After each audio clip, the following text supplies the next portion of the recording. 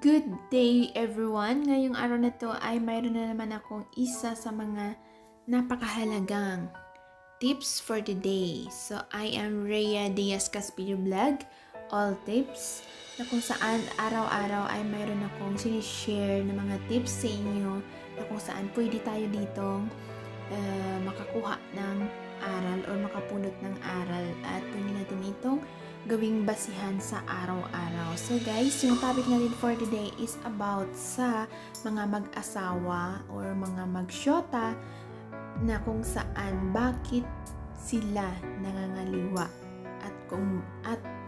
or bakit yung isang tao ay nangangaliwa. So yung topic natin for the day is about sa mga katanungan na bakit nangangaliwa yung isang tao. So guys, samahan ninyo ako at ito ay isa-isahin natin para mayroon tayong mga idea. More idea guys is better. So guys, let's start. Dito tayo sa mga sinulat ko na mga list na para sa akin ay ito ay pasok para sa akin. So ito guys ay ginagawa kong mga listahan na to ay pwede ninyong gawing basihan or gawing guideline. So nagre-research din ako nito para mayroon akong i-share sa inyo ng mga list na kung saan ito ay para sa akin ay pasok. Bakit yung mag-asawa ay nag-cheating or bakit yung mga mag-asawa ay nangangaliwa. So una dito guys ay number 1, masyado kang martyr or masyado kang mapagmahal. So sobrang mahal mo talaga siya. Number 2, madali siyang magsawa. So, number 3 ay flirt. Number 4, hindi siya kontento sa iyo. And number 5, hindi ka na niya mahal. And number 6 ay madali siyang matukso. So, ito guys ay isa-isahin natin. Bakit ganito yung mga nangyayari? So, guys, tara na. So, guys, let's start it. Yung unang tip natin ay masyado kang martyr or masyado kang mapagmahal. Kasi guys, tayong mga mag-asawa or tayong magsyota, pag mahal natin yung isa't isa, ay talagang pinagbibigyan mo yung isang tao. So, minsan, yung isa, pag sobrang-sobra na yung pagmamahal na binibigay mo ay lumalaki din yung mga ulo nila guys. So, kaya minsan nakagawa na sila ng mga hindi inaasahan tulad ng nangangaliwa or tulad ng nag-cheating na sila. Kasi guys, pag isang tao sobrang mahal mo, lumalaki yung ulo, iniisip nila ay talagang papatawarin mo sila ulit. So yun guys, yung pinapakita dito na masyado kang martyr kasi masyado mo siyang mahal. Pinagbibigyan mo siya kahit na nag-cheat siya or nangangaliwa siya, pinagbibigyan mo lang siya palagi kasi mahal mo siya. Ayaw mong mawala siya sa iyo. So yung mga mali niya araw-araw na ginagawa sa iyo na paulit-ulit yung routine na yan ay talagang pinagbibigyan mo kasi mahal mo siya. 100% talaga yun guys, pag ganyang sitwasyon ay yung mga taong paulit-ulit na sinasaktan ka 100%, hindi sila natututo sa mga mali, kaya sila nag-cheat. So yun yung tip natin number 1 guys, yung masyado siyang mapagmahal at masyado siyang martyr. So yung tip number 2 naman natin ay madali siyang magsawa. So sa isang relasyon guys ay dapat ito ay pinaghahandaan. Yung hindi pa bigla-bigla. Kailangan nyo talaga na makilala yung bawat isa. Pero sa ugali na madali siyang magsawa ay talagang napaka-strange naman. Kasi minsan nangangaliwa na siya, nag-cheating na siya kasi alam niyo guys na sa isip niya ay parang nabobore na siya sa kanyang karelasyon o kaya maaaring hindi pa siya handa na sa isang relasyon, kaya siya madaling sumuko, kaya siya naghanap ng mapaglibangan na kung saan nabobore na siya, na nawala na siya ng gana. So hanggang sa darating na talaga yung panahon na doon na mabaling yung atensyon niya sa iba, kasi nagsawa na siya sa'yo sa araw-araw na routine ninyo, hindi na kayo nag-uusap kung ano yung mga ayaw at hindi pwede. So nagsasawa na siya guys sa'yo, kaya yung mga partner ninyo or kaya yung mga jowa naghihiwalay kasi dyan sa ugaling madali siyang magsawa. So yun yung number 2 natin, yung madali kang magsawa. So yung tip number 3 natin is flirt. Alam niyo ba guys, sa Tagalog yung flirt ay naglalandi o lumalandi. Dahil siguro sa hindi siya kontento sa iyo, kaya siya nag-flirt sa iba.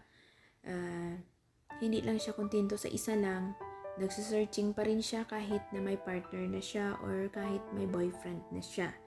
So sa una, talagang sabihin natin na magkaibigan, nagtititinginan na sila, nagtitigan na sila, sabihin ng asawa mo na ano ba yung ginagawa mo, sabihin mo na lang na wala, kaibigan lang, nagchichika-chika lang. Pero sa katagalan guys ay talagang iba na yung pupuntahan nun, especially na palagi na kayong nagme-message, palagi kayong nagkikita.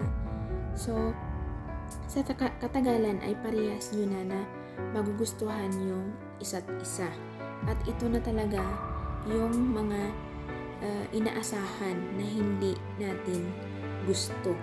Yung darating na yung time na mag-cheat na kayo sa isa't isa dahil dyan sa flirt na ugali. Nakahanap ka na ng isa pa or dahil hindi ka kontento sa partner mo. So, ito yung ating number 4, hindi kontento sa iyo. So, alam nyo ba guys, so ugali ng isang tao or ugali nating mga tao ay talagang likas na talaga ito na hindi tayo kontento sa mga bagay-bagay. So, para sa akin ay ito ay napaka-natural na lamang. Depende yan guys sa isang relationship kung paano ka magdala. At kailangan natin guys, isang relationship ay hindi tayo mag-focus sa mga mali or sa mga kamalian ng partner natin. As bilang mag-asawa, kailangan natin matanggap kung ano yung mga mali niya as long as na kaya. So dito guys, nangyayari na yung kulang sa communication, kulang sa understanding, kaya hindi sila nag-uusap ng maayos, kaya naiuwi na lang ito sa hiwalayan. Kasi guys, pag may mga mali, dapat ay pinag-uusapan. Pag hindi sila nag-uusap, kulang sa communication, ay talagang mafo-focus na yung isip mo sa isang bagay. Especially pag mayroon kang na-meet na mga kaibigan na mas doon nag-share ka palagi, kaya doon darating na yung time na mag-chit-chit ka na sa partner mo kasi hindi na kayo nag-communicate. Number 5 natin na mga tips ay hindi ka na niya mahal. May mahal na siyang iba. Ang napakasakit pa guys ay sobrang nasasaktan ka at dahil dyan sa mga pinapakita niya, tulad ng mag-shota or mag-asawa, na mararamdaman mo na lang guys na nawawala na yung kilig sa iyong dalawa. Pag nagkikita kayo ay nawawala na yung excitement. Hindi ka na excitement or hindi na siya excitement na makita ka. So, yung sparks na nararamdaman nyo noon ay talagang nawawala na. So, napaka-strange na talaga guys, or napakalungkot na mauwi na lang sa wala yung mga pinaghirapan nyo noon. Yung mga ini-expect mo noon na talagang sinasabi mo na siya na talaga panghabang buhay, pero wala na. Full out of love na siya sa iyo. So, wala nang ibang paraan guys hindi sa kanya lang ito nakasalalay at ito ay talagang mangyari depende sa kanya dahil dyan sa wala na siyang nararamdaman sa iyo. So yung mangyayari na lang guys in the end is talagang maano na yung relasyon nyo, talagang masira na yung relasyon nyo dahil dyan sa wala na siyang nararamdaman sa iyo at hindi ka na niya mahal kahit na nagsasama pa kayo. Yung last natin guys ay madaling matukso. Sabi nga ng tatay ko, malamang sa malamang sasabihin ng lalaki na hindi lahat ng lalaki hindi kayang makontento. Pero ang sabi ng tatay ko sa akin, lahat ng lalaki ay pari-parihas lamang at ito'y madaling matukso. Nakikita nyo guys, madaling matukso.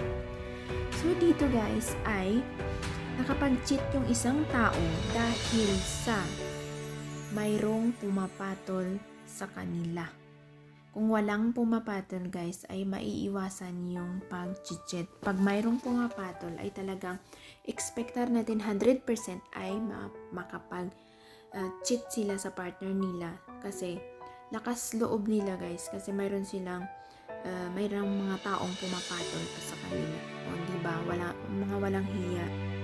So at isa pa guys ay gusto din nila ma-experience yung mga bago. Talagang mahilig sila mag-explore ng mga bago. Parang Dora. So minsan ay malaki din palang impluwensya yung mga kaibigan. Kasi minsan sila yung nagdadala sa mga partner natin sa hindi magandang paraan.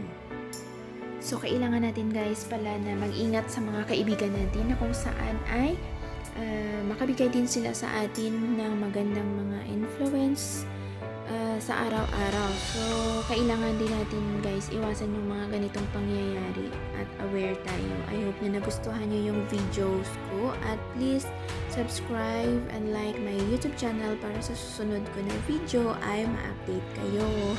At ingat kayo guys. Maraming salamat. Bye-bye!